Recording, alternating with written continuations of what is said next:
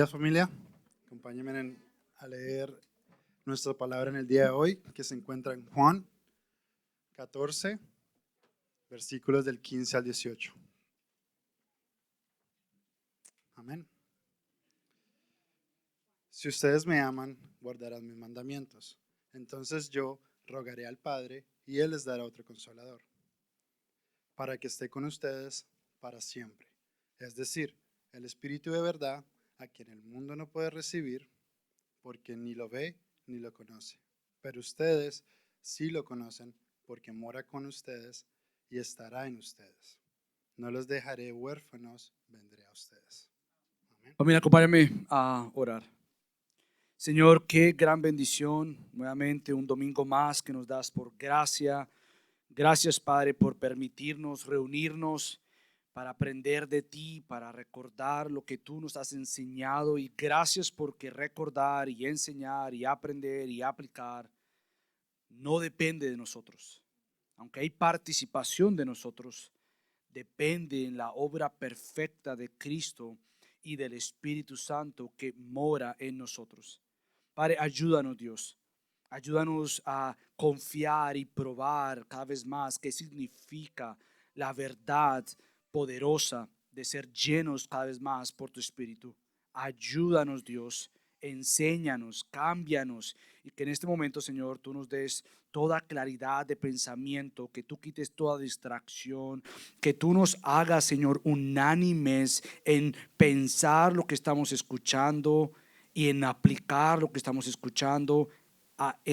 Ayúdanos a todos, Señor, y en esto te pido que tú me ayudes a mí. Gracias te damos en el nombre de Cristo Jesús. Amén.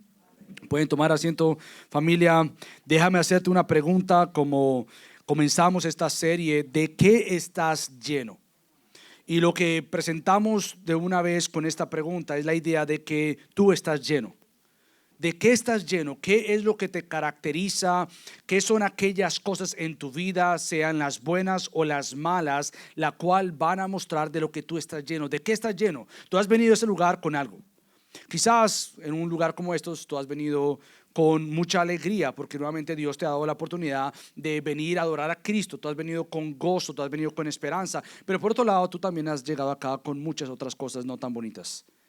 Y la realidad es que todos llegamos a este lugar después de haber pasado una semana con diferentes circunstancias que una nos muestran nuestro corazón todavía inclinado hacia el mal, hacia el pecado, pero también nos muestran el mundo caído en el cual tú y yo vivimos. Entonces, ¿de qué tú estás lleno?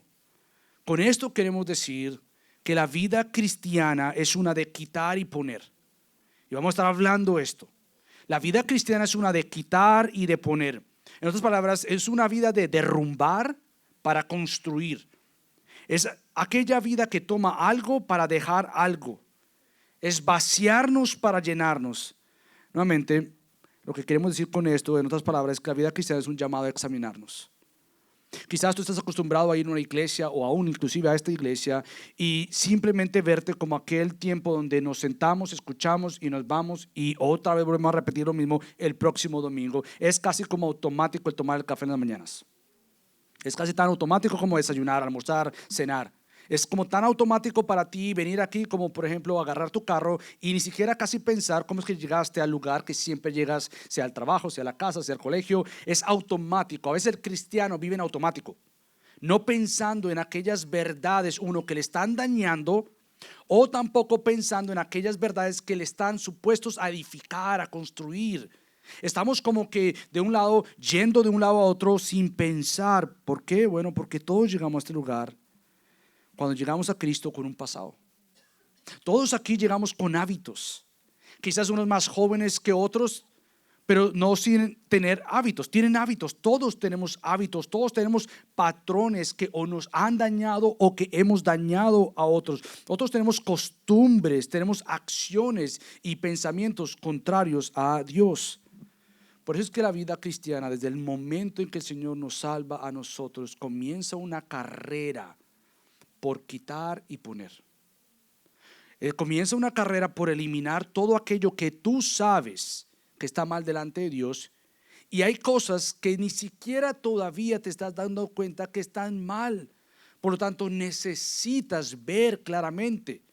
Entonces la vida cristiana nuevamente es aquella que comienza al venir a Cristo, ser redimidos por Cristo, para que aquella imagen que fue de alguna manera no perdida, pero sí dañada en la caída de Adán y Eva, nosotros tenemos entonces venir a Cristo y Él nos redime y va haciéndonos, nos va moldeando, nos va cambiando cada vez más con el fin de que tú y yo seamos más como Cristo. Y como Pastor Luis oró, nosotros tenemos un deseo inmenso por esta nueva serie. Honestamente queremos abrir nuestro corazón como pastores, y es que tenemos una carga pastoral. Déjenme explicarles, una carga pastoral no es, ay, qué pereza, tenemos una carga. No, tenemos una carga así como los padres se cargan al ver a sus hijos haciendo cosas quizás que no están bien, o les carga al ver el futuro de sus hijos. La carga pastoral es aquella que queremos que Dios obre en medio nuestro, porque estamos seguros que la mayoría de nosotros estamos llenos de cosas contrarias a Dios. Hay muchos de ustedes que vienen acá más llenos de temores que de la realidad que el Espíritu Santo mora en ti. Hay muchos de ustedes que vienen con tanta ansiedad que los ha paralizado de darse cuenta que el Señor está para con ustedes. Hay tantos que vienen con un orgullo tan grande que no pueden ni siquiera escuchar lo que el Señor le está hablando, porque todo viene filtrado por otra cosa de qué está mal acá. Hay otros que vienen nuevamente tan preocupados por la situación en su matrimonio, que vienen derrotados, vienen como por compromiso, que no nos podemos divorciar porque eso es lo que Dios dice, pero quisiera ya acabar con esto.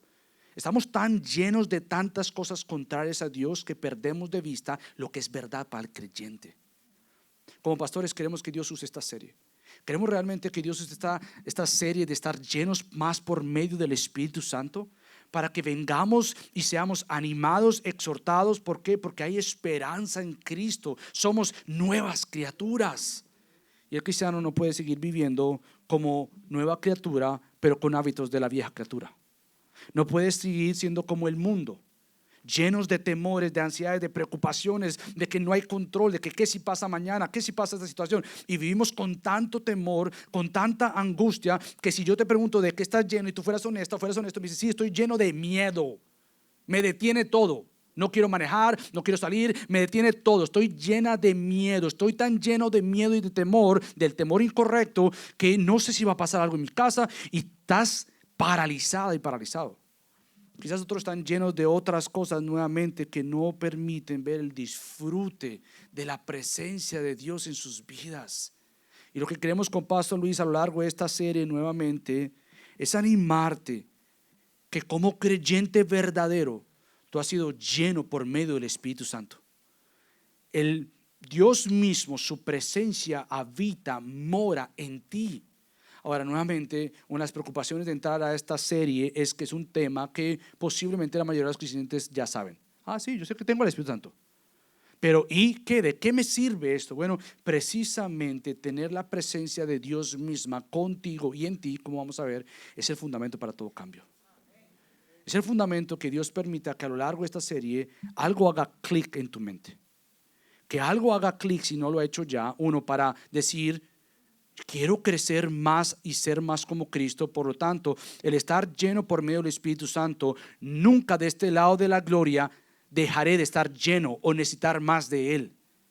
Tú has sido sellado por el Espíritu Santo, pero la llenura del Espíritu Santo es aquella realidad que debe incrementarse sobre tu vida, que debe ser más y más lleno del Espíritu Santo. Entonces vamos a ver cómo Dios a lo largo de esta serie va a mostrarnos que nosotros necesitamos un entendimiento bíblico de lo que significa un creyente cada vez más lleno por medio del Espíritu Santo. Entonces vamos a comenzar esta serie con el fundamento. Si vamos a construir, por así decirlo, una casa, y la casa va a ser entender la llenura del Espíritu Santo y cómo la llenura del Espíritu Santo es más y más evidente para eliminar todo aquello que es contrario al Espíritu. Si vamos a empezar a soñar en construir, tenemos que poner el fundamento. Y el fundamento es precisamente lo que Dani nos leyó. La promesa del Espíritu Santo que viene a estar con nosotros, pero también en nosotros. Entonces vamos a ver esto, lo que Dani nos llevó en Juan 14 del 15 al 18, y lo vamos a ver de dos maneras. Vamos a ver la promesa del Espíritu y vamos a ver la presencia del Espíritu. Así que comencemos con lo primero, y es la promesa del Espíritu. Nuevamente estamos dentro de un evangelio, terminamos Marcos, Y vimos que cada uno de sus autores tiene un propósito del por qué escribió lo que escribió. Y cada historia está relatada en una manera diferente, en un contexto diferente, para un propósito diferente. Tanto Marcos quería mostrar de Cristo, obviamente Juan quiere mostrar que Él es el Hijo de Dios. Pero Juan nos da un relato que Marcos no nos da. Juan nos muestra de una manera clara lo que Cristo ha prometido hacer, y es que el Espíritu Santo esté en nosotros. Marcos nos ha dicho que obviamente Cristo está lleno del Espíritu Santo, que nos ha salvado, Él es el Hijo del Hombre, Él es aquel que vino. Esto fue Marcos, pero Juan nuevamente tiene una intención particular en su evangelio, y es que tú veas a Cristo como el Hijo de Dios. Es que tú lo veas como aquel glorioso, eterno Dios que se tabernaculizó, o que vino y moró con nosotros, habitó entre nosotros. Y esto es lo que Juan está haciendo desde el capítulo 1 a llegar ahorita, es decir, este Dios asombroso Cristo que descendió y habitó, no simplemente vino y descendió y habitó para irse. Él vino, descendió y habitó, y ha prometido darnos su misma presencia en nosotros. Entonces, cuando nos damos cuenta ya en Juan 14, nos damos cuenta que Juan nos da una imagen preciosa del pastor poderoso, soberano, glorioso y hermoso, y este es Cristo. Lo que hace Juan es presentarnos entonces aquella realidad del buen pastor pastoreando, discipulando a sus discípulos. Y él, antes de irse a una cruz, como lo vimos en Marcos, vemos que Juan nos dice que él le dice a sus discípulos en el capítulo 13 de Juan, versículo 33, les dice lo siguiente: hijitos, estaré con ustedes un poco más de tiempo. Él les advierte y les dice: mis horas están contadas. Yo quiero ser tan sincero con ustedes que mi tiempo está a punto de terminarse en mi pasada terrenal, porque pasaré a donde yo pertenezco y donde yo les llevaré, y es esta gloria eterna conmigo. Pero hijitos míos, escúchenme, en poco tiempo ya no voy a estar con ustedes. Y por eso es que el capítulo 14 comienza con esta realidad de los corazones de los discípulos. Como dice el 14, versículo 1, Cristo le dice: no se turbe su corazón. Crean en Dios, crean también en mí. Nuevamente Jesús fue muy intencional con sus discípulos al decirles que Él se iba, pero fue tan intencional en no dejarlos como se supone tendrían que estar cuando escucharan la noticia de que Cristo no estaría más. Que eso le dice: no se turbe su corazón. Él no ignoró la realidad de que en ese momento lo que iba a llenar ese corazón no era la gloriosa noticia de que Cristo iría a la cruz y que moriría. Lo que ellos tienen en mente y en su corazón en ese momento es miedo. Están turbados, están preocupados, están llenos de todo aquello contrario a la fe. Por eso es que Cristo les dice: no quiero que ignoren la realidad que me voy. Yo me voy, pero no se turbe su corazón, más bien crean en Dios y crean en mí. Nuevamente, si los discípulos estaban creciendo en incertidumbre, en incredulidad, o en el temor, o en la ansiedad, o en la preocupación, lo que Cristo les dice es: llénense de algo más. Llénense de la confianza que viene en creer en Dios y creer en mí. Llénense de todo aquello que yo estoy a punto de enseñarles, como todo aquello que ya les he enseñado. Viene nuevamente esta lucha del creyente, en este caso los discípulos, que al escuchar a Cristo seguro se llenaron de dolor, como lo vimos en Marcos. No entendían, no comprendían. Su corazón estaba lleno de dolor, de tristeza, de incertidumbre, de ansiedad, de temor y preocupación. Obviamente nada que ver con nosotros en ese tiempo, ¿verdad? Nosotros no entendemos lo que es la ansiedad, no entendemos lo que es el temor, no entendemos lo que es la preocupación. Por supuesto que sí entendemos. Es más, nuestra generación actual es una generación marcada por el temor, por la ansiedad. Hay más casos de ansiedad que nunca jamás había visto. Hay más casos de depresión, hay más casos de miedo paralizándome, que yo no sé qué hacer ante lo que estoy a punto de vivir o lo que viví. Yo estoy en una manera, en un techo con tanto temor que yo me quedo paralizado. Yo no sé qué voy a hacer.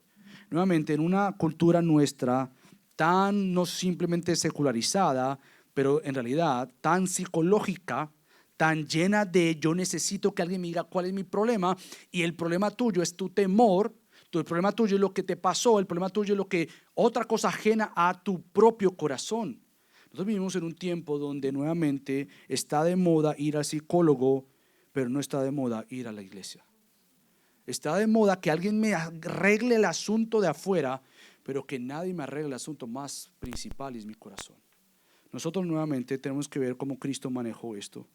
Que obviamente al llenarse de temor, de angustia y de ansiedad, cosas que a todos nos puede pasar, lo que Cristo nuevamente es apuntarles a ellos, a decirles la solución a estar turbados, no es algo más que creer en Dios, creer en Jesús, creer en lo que yo estoy a punto de hacer, creer en lo que nos caracteriza tanto a Dios como a mí, al Padre como al Hijo. En ese sentido, ustedes lo que tienen que hacer es, ante la realidad de mi partida, tengan ojos de fe.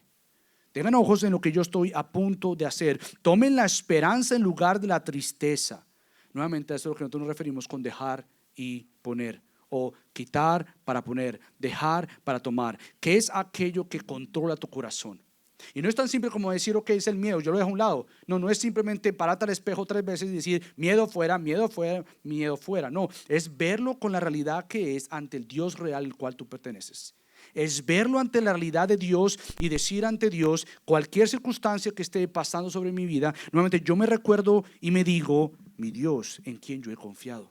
La esperanza, el Dios soberano. Entonces, de aquí es que Cristo les promete a preparar un lugar y les dice, yo voy a regresar. Yo los voy a llevar para que estén conmigo siempre. Nuevamente, la realidad de su partida, yo me voy, es contrastada con la realidad de su regreso. Yo me voy, pero regreso. Yo me voy, pero regreso por ustedes. Por lo tanto, todo lo que pidan en mi nombre lo haré para que el Padre sea glorificado en el Hijo. Nuevamente, estas promesas llenaron el corazón de estos discípulos. Ahora, todo esto es el contexto de nosotros para llegar nuevamente a la gran promesa del Espíritu Santo. Cristo no los dejaría solos. En ninguna circunstancia Cristo dejaría a sus discípulos solos. Es más bien, Cristo lo que hace, ya nos ha dicho que Él amó a los suyos. Y como dice Juan, es que Él amó a los suyos que estaban en el mundo, los amó hasta el fin. Tú has sido amado, eres amado, serás amado. No importa la circunstancia en la cual tú te encuentras, tú tienes que entender y verte ante el Dios que dice, te amo. No andes buscando otros amores, por así decirlo. Tú tienes la fuente de amor y de esa fuente es que Cristo nos ha dicho, como yo les he amado, así también se amen los unos a los otros. Entonces, una de las cosas que vamos a ver es, si hay dificultad en amar a alguien o si hay alguna dificultad en decir, yo tengo que amar a esta persona o esta persona no merece ser amada, la verdad de esto es que estás vacío del amor de Dios. El no amar a alguien o el decir que esa persona no es digna de ser amada es porque precisamente estás vacía del amor del Señor por medio del Espíritu Santo. Entonces, durante esta serie nuevamente vamos a tratar de aplicar mucho aplicar que, bueno, por ejemplo, aplicar que estar llenos por medio del Espíritu Santo es quitar todo odio. No es correcto que un creyente lleno por medio del Espíritu Santo, para ser más lleno de Dios por el medio del Espíritu Santo, esté lleno de odio. Eso no es bíblico. Es común aún dentro de los cristianos, de las iglesias, mucho más común obviamente fuera de lo que son los cristianos, pero es contra la naturaleza redimida del creyente, ser creyente lleno de odio. De igual manera, ser un creyente lleno de ira. Obviamente todos pecamos, todos tenemos momentos de expresar, sea injusticia o sea algo que amamos, pero lo expresamos de una mala manera, pero es incorrecto asumir que simplemente es algo que yo lucho y ya. No, querido creyente, no es algo que tú luchas y ya. Es algo que tienes que luchar para matar y se mata por medio del Espíritu Santo. No simplemente la ira, la amargura. ¿De qué estás lleno? Si algunos nuevamente son honestos y se miran a sí mismos como vasos, como recipientes, van a poder decir, mira, yo estoy lleno de amargura, estoy lleno de ira, estoy llena de odio, de resentimiento por lo que me pasó, por lo que me hicieron. Y entonces vamos a lugares donde de alguna manera me indiquen o me digan, tienes razón por estar así, por lo que te pasó hace tanto tiempo. ¿Y sabes por qué tú estás respondiendo así? Por lo que te pasó. Ay, bueno, por lo menos justificado he sido, porque yo respondo así en base por lo que me hicieron. Bueno, el cristiano dice, por lo que te hayan hecho, estuvo mal. Y lo vamos a llamar como tal, malo, pecado, o en inglés, evil. Pero no hay nada que justifique el responder mal con mal. No puedes seguir actuando como estás actuando porque estás mirando atrás y decir, como me hicieron tal cosa, yo respondo así. Esa no es la vida del creyente, no es la vida que Cristo ha comprado para su iglesia, para sus discípulos. Vamos a ver, por ejemplo, también cómo quitar acciones que hieren a otras personas que nosotros hemos hecho. ¿Cómo vamos a quitar de nosotros, el pueblo de Dios, aquellos que deben ser santos? ¿Por qué? Porque Dios es santo. Tenemos todos estos mandatos de vivir bajo el nuevo hombre, no el antiguo hombre, vestirnos del ropaje del evangelio, no vestirnos del ropaje anterior. Tenemos todos esos imperativos, mandatos del Nuevo Testamento, pero la iglesia actual no sabe cómo vivirlos o los ignora. Porque es más difícil nuevamente hablar de aquellas realidades que me están llenando, porque cuando hablo de aquello que me llena, estás tocando los nervios de mi corazón. ¿No te ha pasado que, por ejemplo, tú vas al dentista y te van a poner una calza? Eso no duele. Pero ¿qué si te tienen que hacer conductos? Ya algunos se acuerdan y dicen, ¿se acuerdan de ese pinchito, de ese pinche que duele ahí? ¿Te acuerdas cómo te tocaron el nervio? Bueno, muchos venimos a la iglesia para que nos den ciertas calzadas, pero que no nos toquen el nervio del pecado. Nosotros tenemos que ser una gente nuevamente que tiene que entender que ser llenos más del Espíritu Santo, llenos más de la presencia de Dios, tiene que verse en cómo yo, más lleno de la presencia de Dios, vivo como Dios. Y por lo tanto examino mi vida. Por lo tanto no me acostumbro a como yo estoy viviendo, pero aspiro, deseo crecer cada vez más como Dios. Deseo nuevamente ser amado por Dios, porque he creído que soy amado por Dios para amar a otros como Dios me ha mandado. Por lo tanto, aún antes de entrar en esta promesa, Dios dice que hay una condición. Cristo dice que hay una condición para aquellos que van a recibir esta promesa. Fíjate lo que dice ahora sí el versículo 15. Si ustedes me aman, esa es condición, si ustedes me aman, ¿qué? Entonces guardarán mis mandamientos. Nuevamente lo que nosotros decimos con esto es que si hay una condición para nosotros entonces guardar los mandamientos. Tú amas al Señor y le obedeces al Señor. El amor precede la obediencia y la obediencia bíblica está llena del amor. Es decir, nosotros no obedecemos porque nos toca obedecer, porque de nada serviría. Si tú le dices a un hijo, hey, porfa, hazme un favor, haz tal cosa, y el hijo lo hace pero con mala actitud, no le celebras. Pero si el hijo entiende que lo que se le ha pedido es por alguien que lo ama y responde de una manera obediente, entonces nuevamente yo seré aquel obediente que obedece nuevamente. ¿Por qué? Porque entiendo que la obediencia y el amor son dos caras de la misma moneda.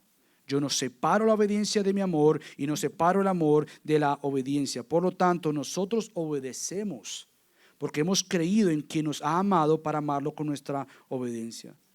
Aquí nuevamente que una marca de un creyente lleno de la presencia de Dios por medio del Espíritu Santo es aquel que se ve a sí mismo como uno que obedece amorosamente, no simplemente obedece por obedecer. Ya que la obediencia en la Biblia es una acción que conlleva nuevamente un pensar que lo que yo estoy haciendo está motivado correctamente, convencidamente, porque obedezco a Dios por amor, no porque simplemente lo tengo que hacer. Porque los fariseos obedecieron, pero obedecieron completamente con las motivaciones contrarias. Aún Cristo o Dios les dice, ustedes ofrecen sacrificios, pero los aborrezco. Ustedes están cumpliendo la ley en ese sentido, traerme todos los sacrificios, pero ¿saben qué? Su corazón está lejos de mí. Tú puedes venir a la iglesia, leer la Biblia, hacer todo lo que se supone que un creyente tiene que hacer, pero si eso no es lleno de amor porque ha sido amado por Dios para amar a Dios, nuevamente es simplemente ruido que traemos ante Dios. Sin embargo, nuevamente lo que estamos diciendo es que lo que nos debe motivar a nosotros son las razones correctas. Por ejemplo, corremos un peligro cuando nosotros vemos nuestra obediencia externa y confirmamos rápidamente que estamos obedeciendo amorosamente. Es decir, por ejemplo, si a veces pedimos perdón, ¿por qué lo hacemos? A veces pedimos perdón simplemente porque me quiero sentir mejor. Hice algo malo, yo me siento mal, yo quiero pedir perdón para yo sentirme bien. Sin embargo, el pedir perdón piensa en que he ofendido a Dios y cómo he ofendido al que yo he ofendido. Entonces, el pedir perdón en sí, aunque sea una buena acción, no es una acción bíblica correcta si yo me tengo simplemente a mí en mente y no a Dios ni a la persona que ofendí. Yo tengo que pedir perdón consciente de lo que yo le he hecho a mi Señor y lo que yo le he hecho a la persona. Por lo tanto, al hacer ese ejercicio, viene un cambio verdadero, porque voy a pensar antes de volver a repetir la misma acción, ¿cómo le voy a ofender a mi Señor? ¿Cómo le voy a ofender a esta persona? Es un cambio de, nuevamente, no simplemente hacer por hacer. O, por ejemplo, tú puedes nuevamente estudiar la Biblia para que otros te vean, te admiren, te pregunten, te digan, wow, qué increíble conocimiento. Pero nuevamente, si ese es el fin, aunque tú estés haciendo algo bueno, estudiar la Biblia, eso bueno se queda simplemente muy corto de la realidad, porque el principal deseo de estudiar la Biblia es conocer a Dios, no que seas conocido por cuanto conoces la Biblia. Nuevamente, o puedes llegar a decir, yo quiero ayudar a los demás para que otros me vean, me digan cuán bueno yo soy, en vez de que lo que me motiva a ayudarle a alguien más es porque yo quiero glorificar a Dios. Yo quiero exaltarle a Él. O algunos llegan al caso de decir, bueno, yo me quedo así como soy porque realmente yo no voy a cambiar. Nuevamente, esas son evidencias de lo que tú estás lleno, en vez de estar lleno verdaderamente por medio del Espíritu de Dios. La llenura entonces del Espíritu Santo lo que hace es movilizarte a una obediencia amorosa, no simplemente a una obediencia por hacer lo que tienes que hacer. La obediencia bíblica es aquella que se hace conscientemente por lo que estoy haciendo y conscientemente por las motivaciones correctas, principalmente amar a Dios y amar a mi prójimo. Son las decisiones nuevamente que son las que surgen de un corazón que entiende que si ustedes me aman, guardarán mis mandamientos. Si ustedes guardan mis mandamientos, los hacen en base al amor. Y si ustedes me aman, me obedecen. No las cambias, no las quitas, no las separas. Están ellas mismas juntas porque precisamente deseamos crecer en base a la gracia de Dios por una obediencia amorosa a Dios. Por lo tanto, si la condición es, si me amas, me obedeces, nuevamente es porque obediencia conlleva al amor. Y obviamente, esto es posible. El amar a Dios para obedecer a Dios es posible por aquel que lo amó perfectamente y lo obedeció perfectamente. Y este es Cristo. Fuera está de nosotros, lejos esté de nosotros asumir que la promesa del Espíritu Santo está condicionada a nuestra obediencia y amor. La promesa del Espíritu Santo está condicionada al perfecto amor de Jesús y a la perfecta obediencia de Jesús. Sin embargo, nuevamente, todo aquel que ha nacido de nuevo ama a Dios y obedece a Dios. Todo aquel que ha sido lleno de Dios por el Espíritu de Dios cada vez más va a crecer en una obediencia amorosa. Cada vez más vas a estar más lleno del Espíritu Santo. Nuevamente, yo creo que en nuestros círculos hay una confusión y es que yo he sido lleno del Espíritu Santo. Sí, es cierto. Pero el Espíritu Santo tiene que ganar cada vez más terreno en tu corazón. Tiene que gobernarte cada vez más. Por lo tanto, la llenura es aquella llenura que se incrementa cada vez más. Hay creyentes más llenos del Espíritu Santo, no porque sean más salvos. Es porque han aprendido a obedecer, a crecer, a depender del Espíritu Santo. Por lo tanto, como vamos a ver a lo largo de esta serie, Pablo llega a decir, maten las obras de la carne, el fruto de la carne. ¿Cómo? Con el fruto del Espíritu. Hay una guerra actual sobre tu vida y es a quién vas a obedecer, qué te va a controlar, quién te va a controlar, en vez de nuevamente aquella promesa de ser controlados, guiados por nuestro Dios. Entonces, es por esa razón que solo el Espíritu Santo puede interceder por nosotros.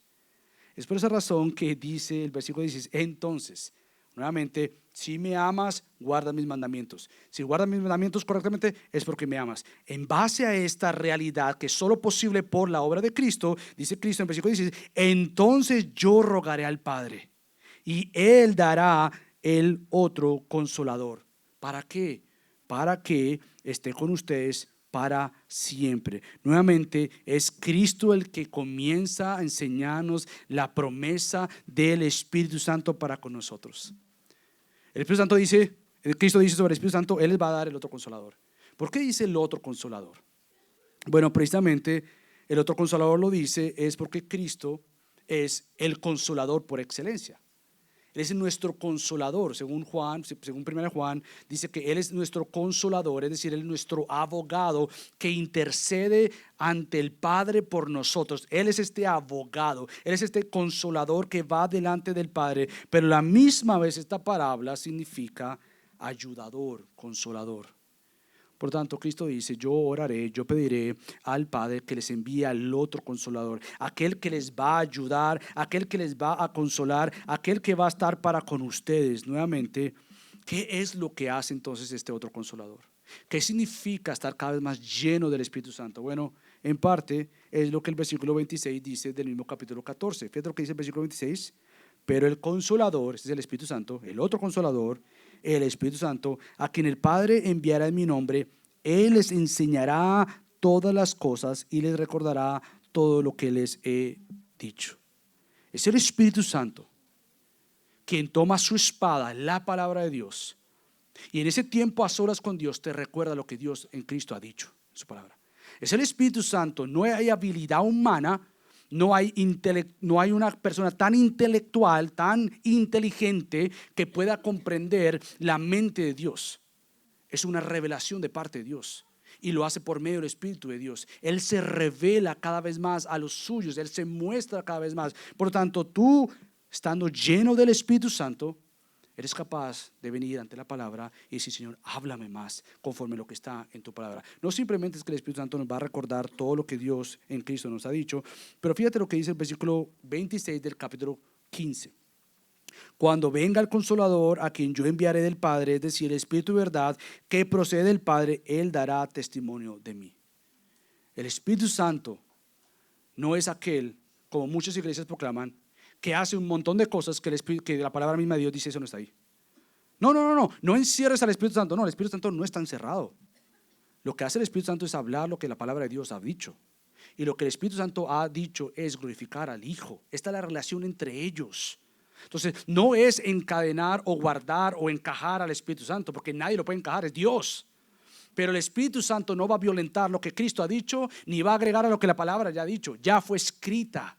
El Espíritu Santo toma lo dicho por Cristo y da testimonio sobre Cristo. Por lo tanto, si el Espíritu Santo, según tú, te está diciendo algo contrario a lo que Cristo ha dicho, créeme, no es el Espíritu Santo. No es el Espíritu Santo. Es una enseñanza que has creído o posiblemente le has atribuido a alguien, al Espíritu Santo, algo que Él jamás diría. Porque nuevamente el Espíritu Santo nos enseña lo que Cristo dice en su palabra. El Espíritu Santo da testimonio de Cristo. Y fíjate cómo dice el capítulo 16, versículo 13. Pero cuando Él, el Espíritu de verdad, venga, los guiará a toda la verdad, porque no hablará por su propia cuenta. Está hablando del Espíritu Santo. Está hablando de Dios, el Espíritu. Y dice que el Espíritu no hablará de su propia cuenta, sino que hablará todo lo que oiga y les hará saber lo que habrá de venir. Él me glorificará. El Espíritu Santo nuevamente toma la función de apuntarnos más a la palabra de Dios. Estar más llenos del Espíritu Santo, como vamos a ver, es estar más llenos de la palabra de Dios. Como vamos a ver en esta serie, Pablo dice en Efesios, no sean llenos del vino o del licor, más bien sean llenos del Espíritu Santo. Y Pablo mismo dice en Colosenses que la palabra de Dios habite en abundancia en sus corazones. Entonces, si tú quieres estar más lleno de la presencia de Dios o del Espíritu de Dios, tú tienes que estar lleno de la palabra de Dios. Jamás vas a estar lleno de la presencia de Dios si la palabra de Dios no es una prioridad sobre tu vida. Por lo tanto, todo cambio verdadero en tu vida tiene que venir por la iluminación de la palabra. Todo cambio genuino, duradero, profundo, tiene que venir y surgir por un convencimiento que lo que tú estás haciendo mal es mal, no porque tú piensas que es mal, no porque el pastor piensa que es mal, no porque la iglesia piensa que es mal, porque Dios principalmente dice que está mal. ¿Sabes por qué? Porque la cultura va a cambiar. Y si tú dependes de la cultura o de lo que alguien más diga para saber si está mal y no la palabra de Dios, como hemos visto a lo largo de la historia, la cultura va a decir, eso era antes. Eso era malo antes, porque no tenían un entendimiento más amplio. Por lo tanto, está bien que hombre con hombre esté junto, porque se aman de todas maneras. No, espérate. Que mujer con mujer estén juntas, porque a la final se aman. No. Nosotros no justificamos nuestro pecado con base a lo que las personas dicen a nuestro alrededor. El Espíritu Santo toma la palabra de Dios y la aplica a nuestros corazones. Por lo tanto, tú vas a ser cada vez más iluminado por la palabra de Dios, mientras más eres cambiado por medio de la palabra de Dios para dejar todo aquello que has creído y practicado y es contrario a Dios. Ya que si tú no ves lo que estás haciendo como contrario a Dios por la palabra de Dios, jamás vas a cambiar. No importa cuántas predicas tú escuches. No importa si tú dices, bueno, es que el pastor es el que no es claro, tráigame al pastor X y a ese le voy a entender. El problema, aunque obviamente hay gran diferencias entre predicadores, pero el problema no es la predicación en sí, si es bíblica, fiel. El problema radica nuevamente en que tú tienes que entender y verte delante de Dios para cambiar y ser como Dios. Y hasta que eso no pase, no importa qué libros tú leas, no importa quién te lo diga, hasta que la palabra misma no te confronte y no vea la esperanza de que no has sido diseñado para seguir viviendo de esa manera, tú vas a seguir igual, dañándote, dañando y ofendiendo al Señor. Por lo tanto, la promesa del Espíritu Santo que Cristo dice, Él les dará el otro consolador, es decir, el Espíritu de verdad, a quien el mundo no puede recibir porque ni lo ve ni lo conoce, pero ustedes sí lo conocen. Y aquí es donde vamos a mudarnos. Si la promesa del Espíritu, ¿cuál es la evidencia de la presencia del Espíritu? Creo que Cristo va a decir. Y en estos versículos Cristo hace algo glorioso. No sé si te diste cuenta, pero en versículos hay un cambio. Hay dos explicaciones de esta realidad del Espíritu Santo. Fíjate cómo dice nuevamente el versículo 17 al final. ¿Por qué lo conocemos? Pero ustedes sí lo conocen, porque mora con ustedes y estará en ustedes. Mira, aquí es donde viene mi pasión por este tema. Yo quiero que tú entiendas algo que quizás nuevamente, como por ser cristianos, ya quizás has escuchado esto. Tú dices, sí, eso es que el Espíritu Santo mora en mí. No entendemos el poder, no entendemos lo glorioso. Como decía Pastor Luis, no es algo mágico, de magia. Ay, sí, voy a flotar algo y voy a cambiar. No, es una realidad profunda. No importa cuál sea tu necesidad, tu problema, lo que sea que estés viviendo, no hay nada que Cristo por medio de su Espíritu Santo no pueda cambiar. No importa cuán tentador sea esa tentación, cuán difícil sea lo que estés pasando, cuán profunda sea tu tristeza que ni medicamentos te ha sacado. Nuevamente, yo te digo una cosa, nosotros creemos en el poder del Espíritu Santo. Nosotros creemos en el poder de Dios. Nosotros creemos nuevamente que el poder de Dios se ve manifestado en que ahora la misma presencia de Dios no simplemente mora con su pueblo, pero mora en cada uno de sus hijos. Nosotros creemos en la presencia del Espíritu Santo a diferencia del Antiguo Testamento, que era manifestado por templos físicos como el tabernáculo o el templo, o en algunas personas por un tiempo determinado, reyes, sacerdotes o aquellos que eran inspirados, llenos por medio del Espíritu Santo para llevar a cabo una función. A diferencia de esa realidad del Espíritu Santo con el pueblo en el Antiguo Testamento, nosotros creemos que la verdad del Nuevo Testamento enseña que después de la obra de Cristo, el Espíritu Santo vive con y en nosotros. Es por eso que, como también vamos a ver en 1 Corintios, Pablo llega a decir, ¿cómo es posible que nosotros como cristianos estemos ensuciando, por así decirlo, el templo del Espíritu Santo con todo acto de lujuria, de pecado sexual? ¿Cómo puede ser posible? Nuevamente, la realidad de la presencia del Espíritu Santo para nosotros debe ser una realidad que debe controlar toda nuestra vida. Toda nuestra vida, desde el momento, nuevamente, como hablamos de ira, de enojo, pecado sexual, idolatría, todo aquello que nos esté desviando de un deleite mayor en Dios tiene que ser eliminado por Dios para que nosotros veamos más a Dios. Y se requiere de una llenura del Espíritu Santo para nuevamente verse ante Dios y desear ser más como Dios. Nuevamente, esta es la realidad del pueblo del Nuevo Testamento, que Cristo dice, yo le pediré al Padre y Él enviará al otro consolador para que esté en ustedes y que esté con ustedes. Entonces, ¿cómo sé que yo conozco al Espíritu Santo? Bueno, Él va a estar en ti. ¿Cómo yo sé que estoy viviendo a la luz de la realidad del poder del señorío del Espíritu Santo? ¿Cómo está tu lucha contra tu carne? ¿Cómo está? ¿De qué estás lleno? Nuevamente, la llenura del Espíritu Santo no es simplemente algo intelectual que tú dices, sí, yo sé que cuando yo fui redimido, regenerado, el Espíritu Santo me selló y listo. No, tiene que verse cada vez más con actos gobernados por el Espíritu Santo para tú matar todo aquello que no le pertenece al Espíritu Santo. Es la llenura del Espíritu Santo nuevamente que hace una realidad lo que mismo Dios prometió. En Ezequiel 36:27, pondré dentro de ustedes mi espíritu. Escucha esto. Y haré que anden en mis estatutos y que cumplan cuidadosamente mis ordenanzas. Pues se llegó el momento que el pueblo de Dios no simplemente tuviera un corazón circuncidado para obedecer al Señor, pero el mismo poder del Espíritu Santo en nosotros para obedecerle a Cristo. Nuevamente, yo sé que hay muchas situaciones donde tú dices, mira, es que es muy difícil obedecer a Dios en esta área, me cuesta, yo he tratado, pero yo no puedo. Yo creo nuevamente que el problema mayor nuestro es no entender claramente a qué Dios le servimos.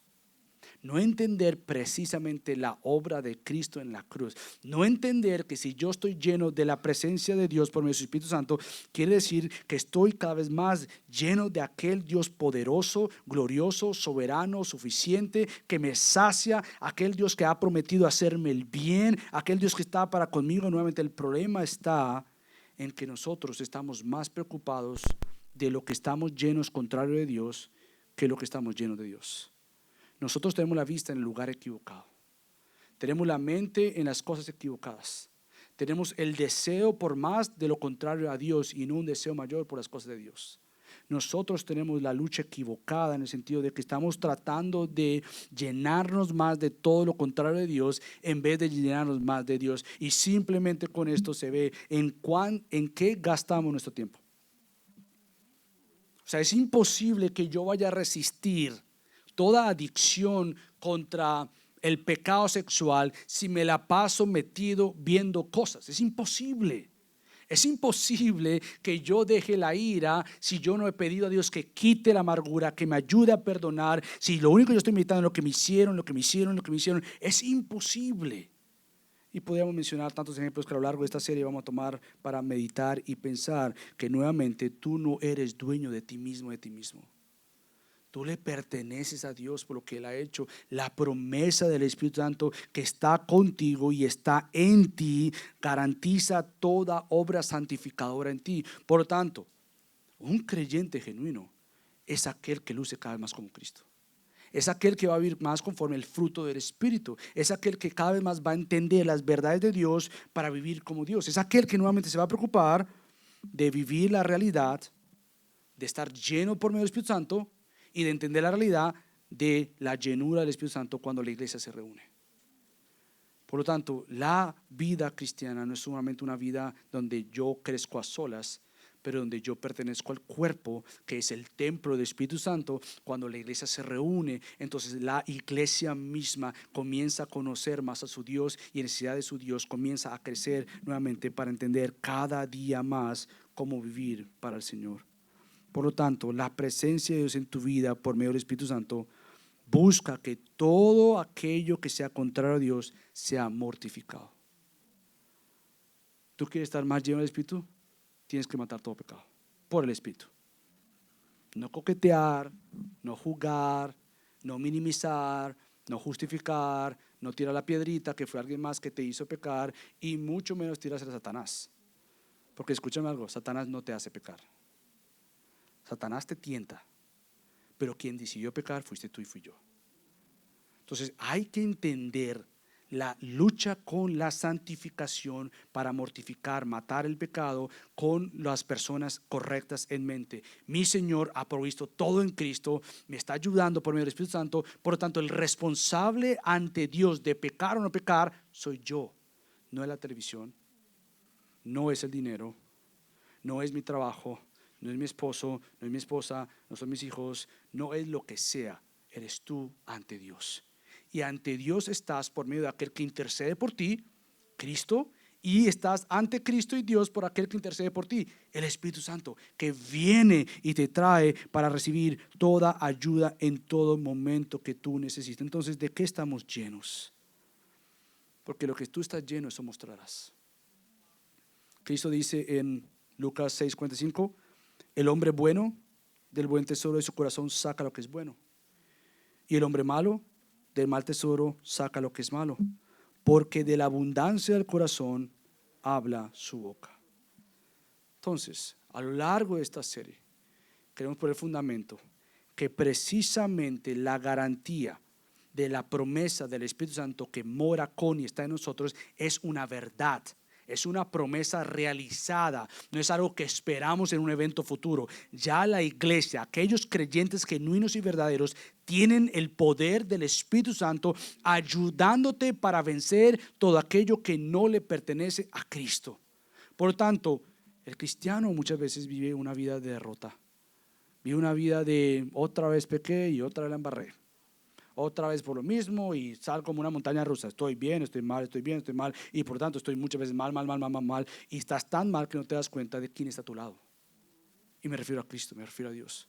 Estás tan ciego, ciega de ver los placeres que hay en Cristo que buscas placeres fuera de Cristo.